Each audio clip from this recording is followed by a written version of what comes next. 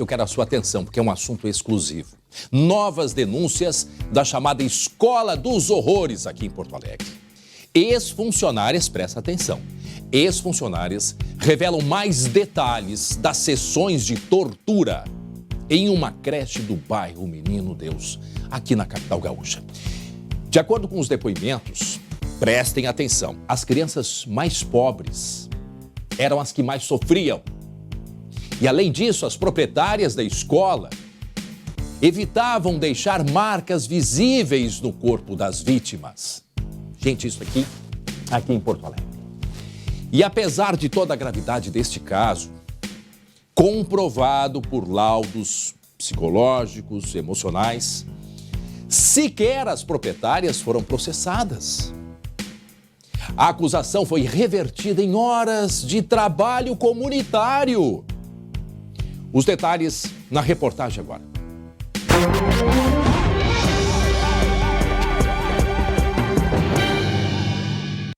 Que horas que ela te bate?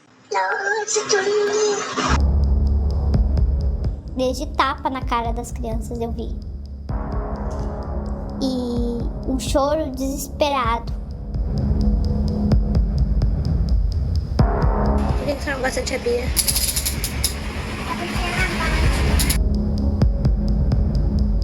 Uma verdadeira onda de denúncias, um caso de grande repercussão. Tudo aconteceu numa região nobre de Porto Alegre. Esta casa antiga, no bairro Menino Deus, era uma escola infantil. Um negócio com tradição de quase 30 anos. Os de maior poder aquisitivo não sofriam tanto. Os de maior poder aquisitivo não, os outros sim. Relatos de quem afirma ter visto o sofrimento de crianças. Criança comendo vômito. Ela mordia as crianças. Quem mordia as crianças? A Bia mordia as crianças. E ela dizendo que quem mordia daí eram as outras crianças. Depoimentos exclusivos que falam de um trauma psicológico que teria sido repetido numa frequência assustadora. Crianças, bebês principalmente, no colo dela, deitados para comer. Ali ela enfiava a comida na boca e para a criança poder engolir, ela fechava o nariz. Ela chegava a pedir gelo para botar no copo com água para jogar na cara das crianças. O alerta foi feito por ex-funcionárias da escola. Algumas famílias perceberam que algo muito estranho acontecia com as crianças. Eu não quero, pai. Filha, por que tu não quer? As profs não são legais? Quem não é legal? Por que a tia Bia não é legal? Porque ela me bate. Ela te bate? Mas por que ela te bate? Não sei. Que horas que ela te bate? Não, se dormir. As histórias chegaram até o Conselho Tutelar. As conselheiras se depararam com um dos casos mais graves da cidade. Nós não temos nem como mensurar os danos psicológicos, que podem ser inclusive irreversíveis, né? A Polícia Civil e o Ministério Público iniciaram uma investigação, mas logo os pais perceberam que não seria tão simples comprovar os fatos. Sem imagens, era como se não houvesse provas.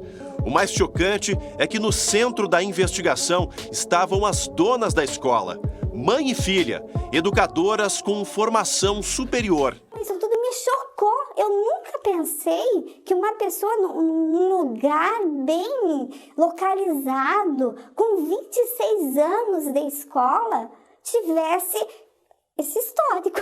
É um histórico. Dá para escrever um livro do que não fazer numa escola. Dos 45 alunos matriculados no começo do ano, 12 saíram da escola após as denúncias. Crianças de 0 a 5 anos.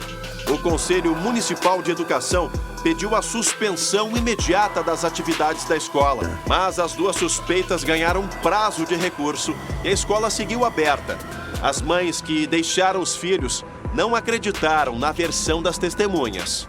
Tudo que está sendo relatado, isso tudo para mim, eu não acredito. Só que a investigação da Polícia Civil indiciou mãe e filha.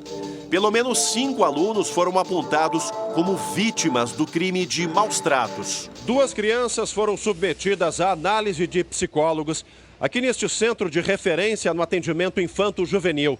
Os laudos indicaram que elas contaram a verdade, de forma clara e compatível com as idades. A Polícia Civil e a Promotoria da Infância e Juventude só se manifestaram através de nota. Alegavam que o processo estava em sigilo. Mas durante nossa apuração, tivemos acesso à íntegra dos depoimentos e vídeos anexados na página do Ministério Público. Ela bate? Bate quem? E ela... Uma certa vez eu vi uma criança apanhar nos pés para não ficar marca e depois ela não conseguia caminhar. E ela se queixava de dor nos pés. Segundo as funcionárias, câmeras foram instaladas para indicar que as denúncias eram mentirosas. Mesmo assim, surgiu um novo caso. Tentamos conversar com as investigadas, mas elas se recusaram. Poderia falar com a senhora ou com a Jéssica? Não vamos prestar nenhum. Não há dúvidas de que as acusações são fruto de uma armação, de uma vingança por parte de denunciantes que quiseram atingir pessoalmente a senhora Abigail e a sua filha. A prática de maus tratos é considerada um crime de menor potencial ofensivo e prevê uma pena inferior a 2 anos de prisão. Por isso, o caso foi encaminhado para o Juizado Especial Criminal. As indiciadas trocaram uma possível sequência do processo por 400 horas de trabalho comunitário. Foram 5 meses de apuração. Conversamos com muitas famílias. Gente que não acreditava nas denúncias, os que retiraram os filhos da escola, mas evitaram as autoridades. E também aqueles que buscaram a punição das investigadas. Para esse grupo de pais e mães, a legislação é frágil e não protege as vítimas como deveria. Isso ultrapassa a maus tratos, isso ultrapassa bastante. Isto vai para o campo da tortura. A tortura é infligir a alguém sofrimento físico, mental, emocional. A sua formação está sendo absolutamente arrasada, não é prejudicada, está sendo arrasada.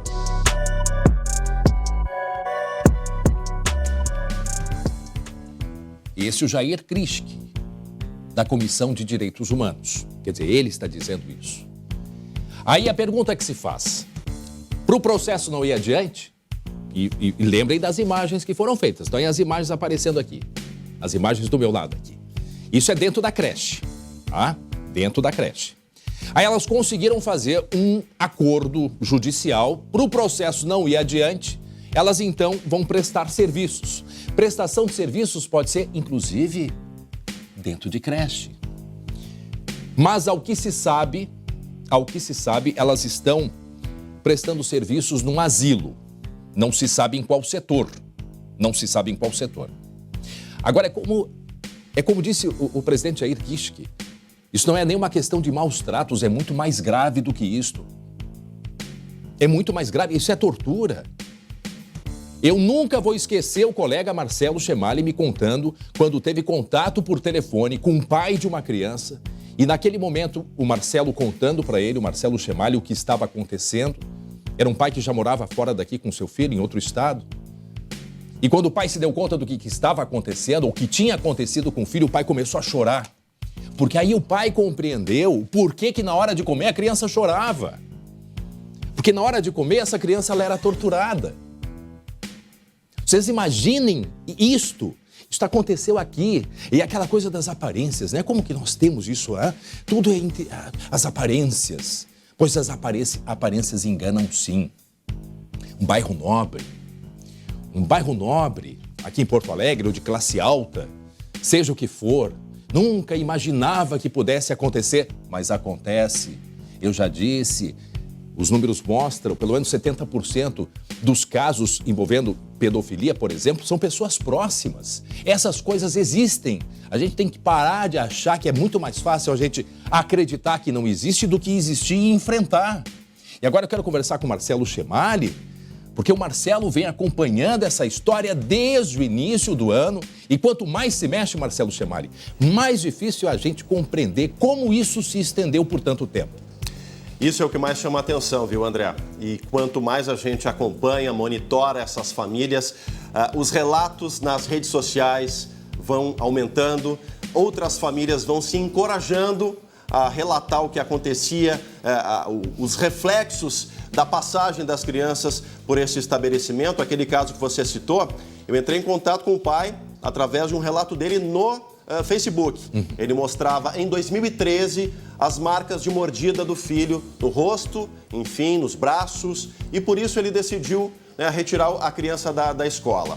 E aí, avançando na conversa, ele me perguntou uma hora, por que vocês estão investigando? Qual é o tipo de denúncia? Eu disse que a denúncia investigada pela Polícia Civil, pelo Ministério Público e pelo Conselho Tutelar era na questão da alimentação, no horário da alimentação. Foi quando ele começou a chorar do outro lado da linha, viu, André? Ele relatou para mim, confidenciou isso. Agora eu estou começando a compreender por que meu filho tem tanto transtorno alimentar. Sempre, a criança hoje com 7 anos, mas até hoje tem muita dificuldade na hora da alimentação. Esse é apenas um dos relatos. Outros que surgiram também vieram até nós na mesma linha. Crianças com dificuldade, com um verdadeiro pânico em passar perto da escola. As famílias foram se encorajando a partir das denúncias das ex-funcionárias. E o que mais chama a atenção, André, foram 5 meses de um parecer do Conselho Municipal de Educação determinando a suspensão das atividades da escola até que se chegasse ao final do processo. Bom, a gente sabe que elas evitaram o processo, fizeram a chamada transação penal e trocaram uma possível pena por 400 horas de trabalho comunitário. E aí, em um asilo. Num asilo, numa casa geriátrica aqui de Porto Alegre. E coincidentemente, na véspera da escola fechar as portas, porque é o que a advogada alega, que elas resolveram fechar as portas da escola para evitar mais desgaste, estavam muito desgastadas, mas na véspera veio a decisão do Conselho Municipal de Educação, determinando a suspensão das atividades. Portanto, os pais que trouxeram essa denúncia através do SBT, foram nas autoridades, estão muito incomodados com isso. Demorou 5 meses para que o Conselho Municipal de Educação, por unanimidade, determinasse a suspensão das atividades, né, André? Nós vamos continuar nesse assunto e vamos ficar em cima e vamos cobrar.